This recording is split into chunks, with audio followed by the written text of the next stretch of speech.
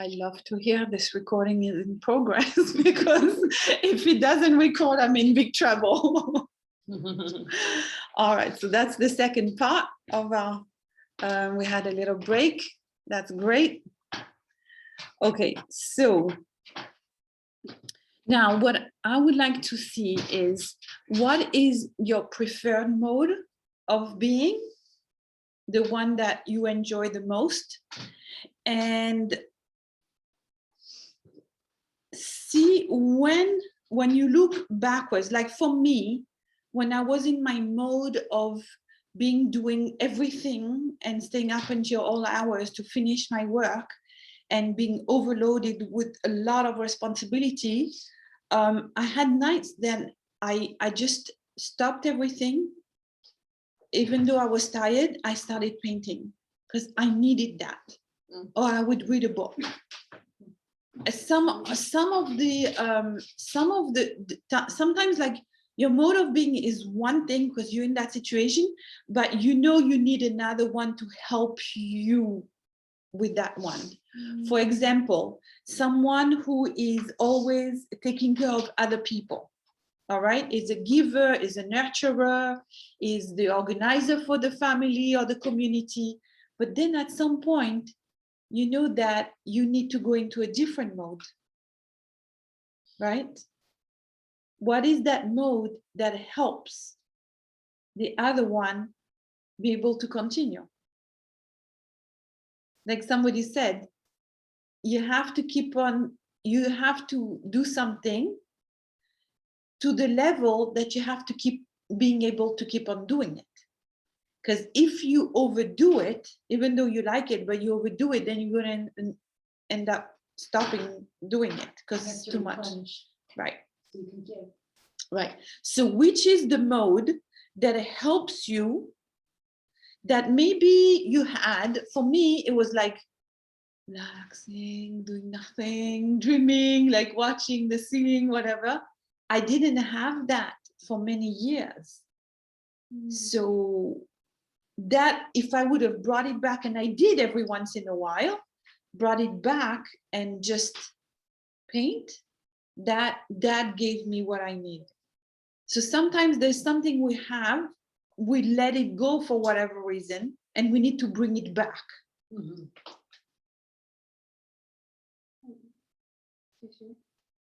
I hear what you're saying is something that I noticed relating to myself through hearing you speak, that when I'm slacking or I feel like after a list, like I'm just hanging around, just, you know, dozing off and really not being industrious and getting things done that I want to, I notice that I invite that part of me, that other mode that I think I call for myself is that masculine, energetic part of me, that's that doer, the go-getter, that grounding person. So for me, what helps with that transition into that other mode that I need help with in order to get things going and the ball running is this term, I don't know if you've seen, like this saying of like, Holy Spirit, activate, Holy Spirit, activate.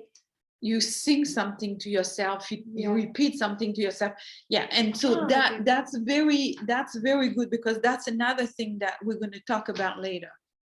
You take a sentence or a few words or a mantra or a pasuk or verse or whatever, and you keep repeating it, and it gets you into a different mode. It's from like this viral video where this woman just starts like getting up and just starts singing it. It's kind of like a catchy phrase. The outside activation of your body activate the inner spirit. Yeah. Anybody would like to share? Yes. That's very interesting, because I was thinking about my old modes from doing this list. And one of them was I loved horseback riding and climbing trees. I was very active when I was young. And then when my parents got divorced, I feel like I went into the mode when I was 13 of just obedient. I was with my mother, and I have to go visit my father, back and forth. I was just sort of like, and that other part of me kind of, there was no time for that really anymore, you know? And then now I feel like my hiking, when I go there, I can have so much to do, but I know that if I do my hike early in the morning, I'll get so much more done. So I have that outlet, and it really taps into that, you know, outlet that I used to have. And then it was kind of taken away from me by circumstances, you know. And you're recapturing that Yeah, mode and you're taking it back. Yep, and it energizes me, and I have the same kind of feeling that I used to have, you know, with that. Beautiful. Yeah. Beautiful. Would you like to share? You want to pass? I'm not pushing. Karen, would you like to share? Sure. I was thinking. Usually we would do like groups, like 2 people and 2 people, but with such a small group, we're going to do it Yeah, together. So first of all, I've never been a sharer really in a group, so I can relate. And I've been working on being more open and sharing with people, and it's a journey. Is So, it something you had before that you let go? Or is it something that you don't think you ever had? It's not something I ever had through speaking. I mean, I've always danced. So that was my way of expressing myself and communicating. So And that's where I felt comfortable. I could be on the stage in front of thousands of people dancing. That's my comfort place. But if I had to speak my feelings or give a speech that wasn't prepared, forget it. It's a whole different story. and now you're doing it. I'm practicing. I saw you do it. So You're doing thank it. you for noticing. That was not easy. I worked very hard to get to that. I had a big dance party last week, and I gave a speech in the middle of my dance party, but I had to dance a lot to get warmed up. Well, I'm gonna say this. Sometimes when you combine something from a mode that you already have as a helper, because this is why we're doing this. You bring the mode that helps you, that is your natural way of being, into the actions that you want to take that are not your Natural. comfort zone. Good. Okay, so for taking your example, you're not in your comfort zone speaking to people, but what you did when you were in front of people, I'm not gonna get up and do it. This is what Karen did. She went like this. I was dancing. She was speaking and she was going from one foot to another foot. So this is a metaphor, but it is very, very like practical. You can see it as you took in your dance steps, one step, another step, and you were with the rhythm. That's right. You brought into that mode of dancing expression as a helper to the not comforting zone of speaking in public. And that's the thing that helped you. Well, you did it automatically. So what we want to do right now is doing consciously.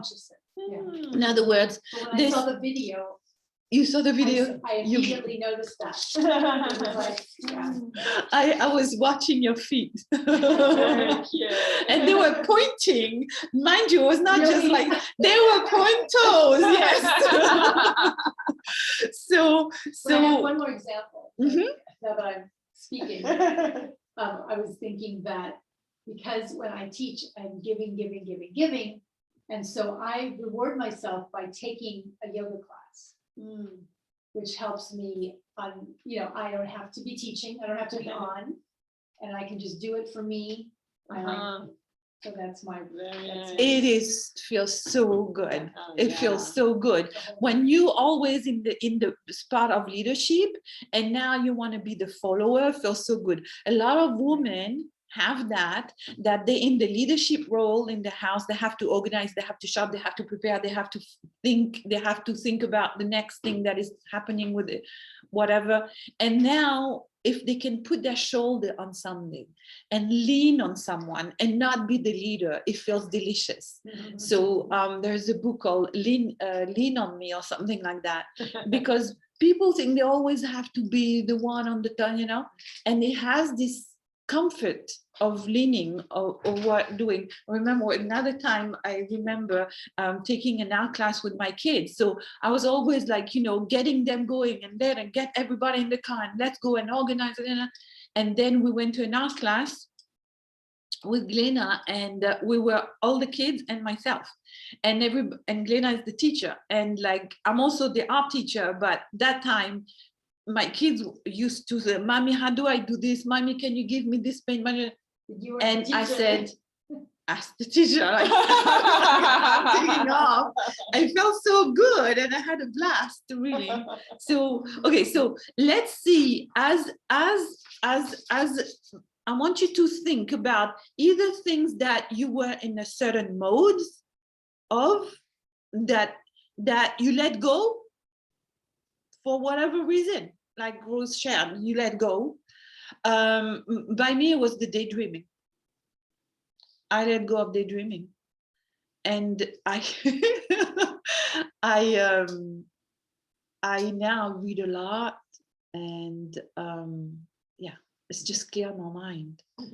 I do art now with Muriel. See, I it's love just it. it's a different thing. It's a different thing. Never done art. Right. So either you're bringing a new mode of being that you didn't have before, or you bring an old one that you knew how to use and you let go, or, you know. So how was it? How was it? I feel like I'm going through that now in terms of I noticed this pattern that I'm doing. So in the last many years, from when I was a kid, I struggled a lot with eating, and there were so many different aspects to it, like the perfectionism, the strategic planning, like how like I was going to hide the food and what I was going to do, and all these different like very creative ideas.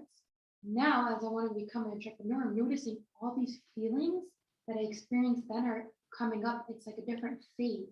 Okay. In a different way. Please, yeah, go talk. No. I am very impressed that you are, you know, putting that on the thing. In other words, the modes of being that were there before, they're coming now as a mode of being. Before was about the food, was a mode of being. And now you're having the same mode of being, but about something else, about business, about work. Yeah. Yeah, and I'm like, did I actually get better? Did I actually let go? Is it helping you now? That's what I'm, at first there was that criticism and that being hard on myself. And then I realized, I'm like, what am I doing? I gotta work through this. So you want to look at them and see what they are, and then you can figure them out how you want to use them and all this. So this is part of the homework actually that I'm gonna give you. I was going to say this. Some of this must be homework because there's too much that Right. we couldn't do it all now, right? So right, there's a lot of things in there. So what parts of life would bring out your true mode of being? And where would it help you the most? Parts of life. Sometimes it's at work, sometimes it's in connection with other people, sometimes it's with oneself, sometimes it's with family members, sometimes, like it says here, parts of life. And entertainment. Do you entertain yourself? Which mode of being is your entertainment? How do you entertain yourself? Which mode of being comes in? By the way, I passed because I don't know the answer. I have no idea. I'm not sure I'm understanding this whole thing. You have a mode of being. Let's say a mode of being would be, I don't know, you wrote them. So give us some of the modes of being that you wrote. I wrote, let's say, a learner. A learner. Okay, so learner is one of your mode of being. Okay, so now when you are, for example, in the parts of your life, let's say you are at school. You are at school and you're learning a new method of dealing with the kids. Okay. So you take that part, that mode of being of you, which is a learner, and you use it to be, you know, progress in your work. If you're taking class, or let's say in relationship, you're a learner. A mode of being is a learner, and now you want to apply relationship. Let's say relationship with the kids. So how do I be a learner in my relationship with the kids? How is it going to help me? Or I want to start a new project. Whatever project you want to start. So how my being a learner is going to help me? Either learning about this situation, learning about the place, learning about the people that are there, learning whatever. Your mode of being a learner, how does it help you in the things that you need to do? But are you asking us to tap into a certain mode consciously in certain situations because we're not maybe utilizing That's those right. modes? Is That's that what right. you're saying? That's right. That's Okay. right. You want to activate the parts that are needing energy by taking your natural ways of being, your modes of being. They're natural. They belong to you because that's who you are. So how do you bring that mode of being and activate the other situation in your life? Can you give an example? Because I am struggling with that a little bit. Like, let's say parts of my work. Okay, so what part of my life would bringing out my true mode of being help me with in my work? In work. So So what are some of your modes of being? So I know one thing at work, I really help the new people who come to work in my office, you know. Okay, okay. So But what are your modes of being from before? one From of when the- you were a child, for example. from when I was a child, let's see. Well, I have exploring. Okay, so exploring. So how does exploring enhances your work? Well, because exploring is like, there are new things out there. So when someone new comes, everything's new to them and I'm trying to help them master You know, it. that's the nurturing. Well, that's You're true. helping them. Uh-huh. But how is your mode of being as the explorer? I mean, to me, it's pretty obvious. You go into all these different situations, new machinery, new Oh, for my own inspections. Yeah, That's true, yeah. I Uh-huh. mean, you Yeah, an I like explorer, learning new every things. situation is different than the Yeah. other, Uh-huh. and you gotta adapt every single time to a new situation. Right, so That's an that- explorer. Uh-huh, that's true. To me, that's the big exploration. Mhm. Okay, I see. Okay. What happened if what I'm thinking now, your mode of being is something you're not happy with? My mode of being is very critical, let's say. Okay. So it's not a good mode of being, and I don't like it. There is nothing per se not good about mode of being, about being critical. Well, let's say constructive criticism, that's what a teacher needs to have that. You could say, you know, Yeah. right? But I'm not talking about that. Okay. Okay. Talking about negative critical. You putting yourself down kind of thing. So how is this mode of being Right. good? Okay, so we're not concentrating on the one you don't like. We're bringing the helpers. Because you could do two things. You can say, how am I going to get rid of this critical voice in my head? That's one way. Uh-huh. Or you can say, how am I going to bring the fun part of little Yanka who love to have whatever fun running around and having a lot of fun? I'm going to bring this Too quiet, the other one. not too quiet, because when one is powerful, the other one is kind of, you know, pushed aside. Uh-huh. But in a natural way. It's just because you're enhancing that fun part of you that wants to have fun, loves to laugh and loves to be around little babies or little kids and this and that, and you're bringing that into your mode of thinking, because the mode of being is the mode of thinking, and therefore you act on your thinking and feelings. So when you have a lot of fun, that takes away the critical thing. Like you could say, I'm being critical right now because I'm not doing enough.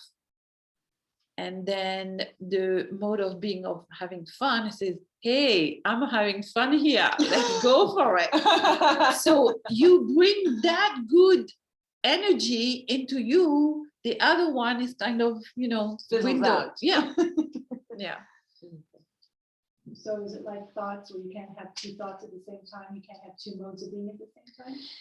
It's hard. You could, but usually there's one that is gonna, Proper and what we're trying to do here is be conscious. That's why it's called self-evolution. Being conscious of what is helping us versus the thing that is holding us back. Right.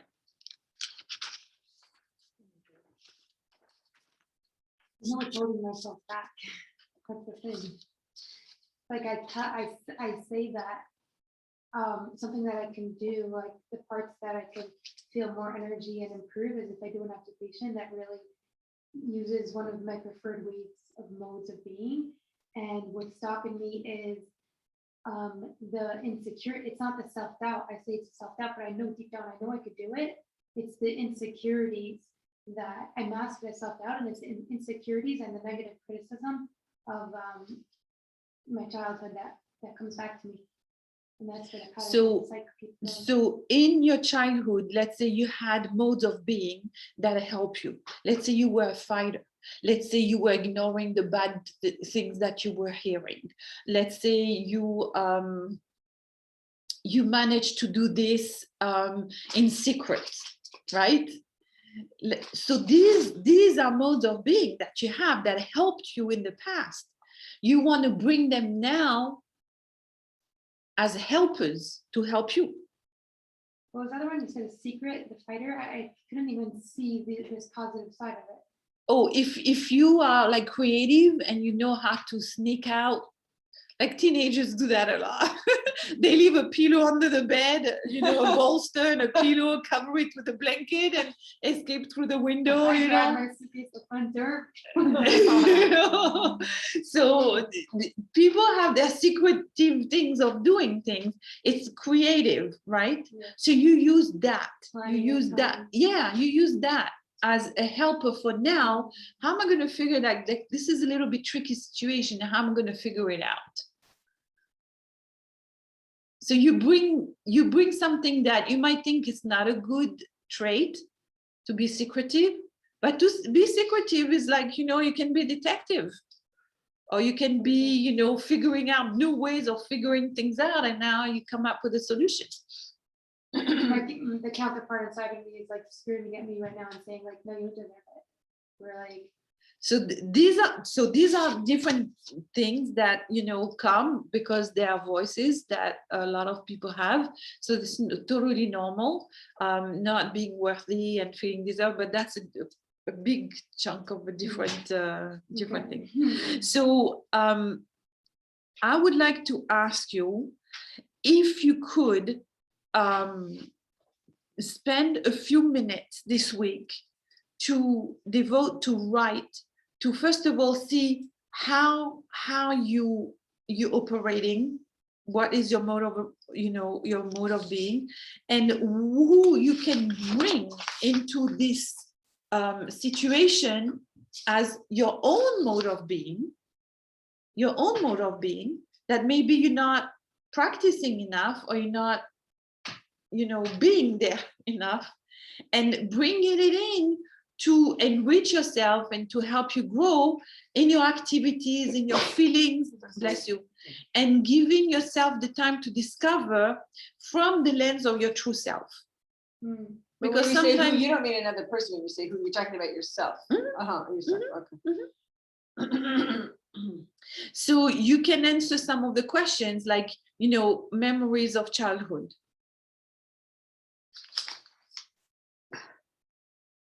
Memories of childhood, like I have memories of childhood, and I remember I was very, very careful about painting my pear on the paper. And the teacher comes, she takes a brush with brown, I made all yellow, all nice and neat. And so it's like, really, I was very careful. She comes with a brush, brown, and I was horrified. Okay, I was horrified. So what is that mode of being? Yours, you mean? My mode of being was shocked. Shock. Okay, I'm shocked.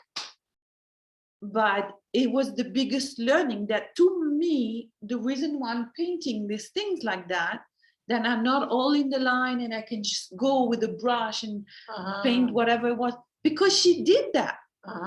So that It took you out of your awoken, comfort zone. it awoken in me a mode of being that a good painting is not coloring the line.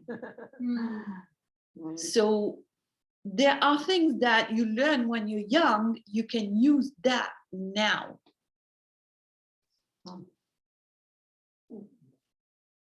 And also, which activity that you do right now that takes you away from the judgment, from the critical voice, from the idea that you're not worthy?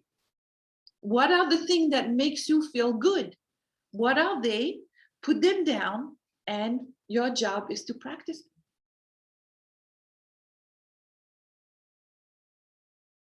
Taking time for yourself.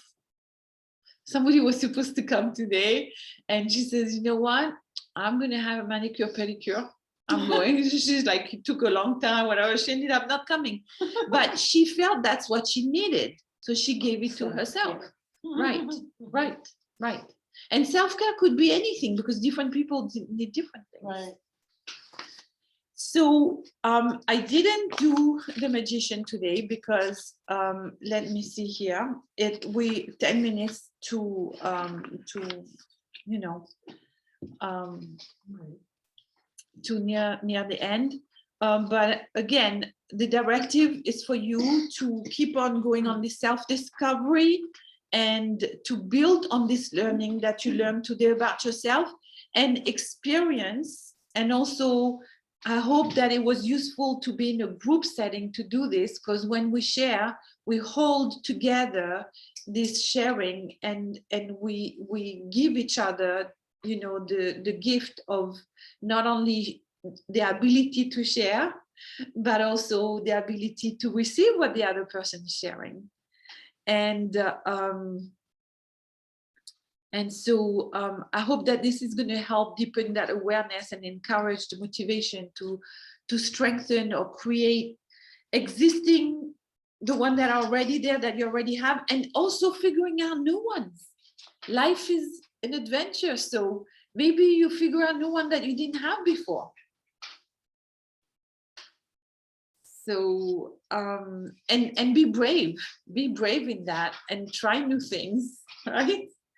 And create more positive experience.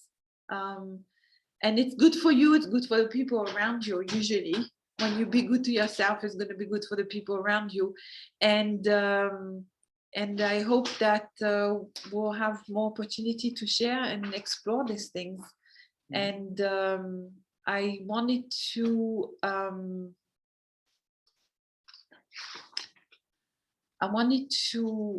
also, I wanted you to pay attention that if you are in a one mode of being, the feelings that are associated with it, they're usually the same. For example, if I stay up taking care of my whatever things that I enjoy doing, and then I don't, and I feel good, I really feel good while I'm doing it, I really feel good. But then when I wake up for it, the work is waiting for me, and that doesn't feel good. So what I have these things I have to see when I treat myself to some extent that is maybe a little bit too much, then I'm going to get the consequences. How does that feel? How does that feel? My thing is really bad. My thing is whatever needs to be done is going to get done. So I'm not going to care. I'm going to end up doing it anyway. So I'm not going to care that I didn't do it today because I'll do it tomorrow. So that's how I function. But that sounds like your personality that you were known for. Nothing bothered you. That kind of sounds like it. Except that when you end up staying the whole night because it didn't work on it during the day, that's what hard on you. But that's what's going to happen, and I know it will happen. That's why I don't stress about it. I keep enjoying all the things that I enjoy. As long as you don't, your health doesn't suffer from not Right, getting the sleep, Right, you know? right. So that's when I recover. I know also that I have a day that I recover. But when you have a mode of being, that mode of being is going to bring you feelings.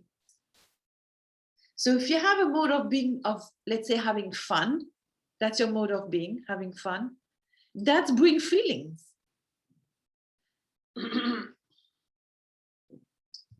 If you have a mode of getting energized by serving food to people, I know some people, I'm telling you, that's all they can think about. They don't eat a thing. They just care about other people eating. And if the guests are not eating, it destroys them. I know some people like that. But They are if it- cooking like for an army. They don't even think that nobody can eat that much. They just want to cook for people. They want to cook it. And so they're in a mode of being giving. Then what happens? Then they overcook, they overspend, they end up throwing it away, this and that.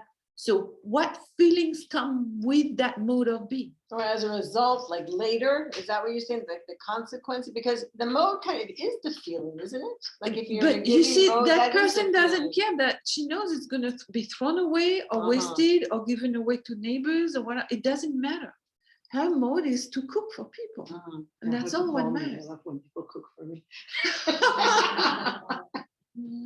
So what the mode of being that you have, what feelings do they bring? Okay. All I right. feel like my mode fluctuates throughout the seasons and throughout the time of month. It's a very good note. Throughout the day. Observation. Like especially for women, just like, you didn't marry one woman, you married many of them. And yeah, we change. We're very light in changing. We're not, huh? Who am I this hour? Yes. Right. And so that's another thing. Yeah. I'm getting ready to go here. I'm this kind of mode of being. It brings this feeling. Now I have to do this. It brings that feeling. That's the mode of being, bring feelings together with it. Yeah. So that's something to explore. All right. So now we're going to turn off. I appreciate very much you coming. I'm extremely grateful. For me, it was fun. I'm learning with you because when I do this, I also learning about, whatever's happening in my head.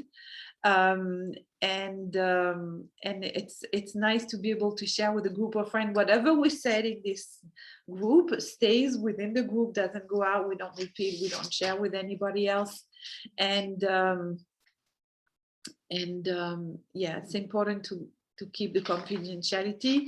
And I'm happy that I felt like we really connected. I enjoyed it. And this is a sacred space, like space. We're not sharing it with other people, whatever was discussed today. I want to share. And now we're going to have a little time. If you want to talk or chat. All right. Thank you very much. Rose, I like your cover. I So made this that's what one. really you made it.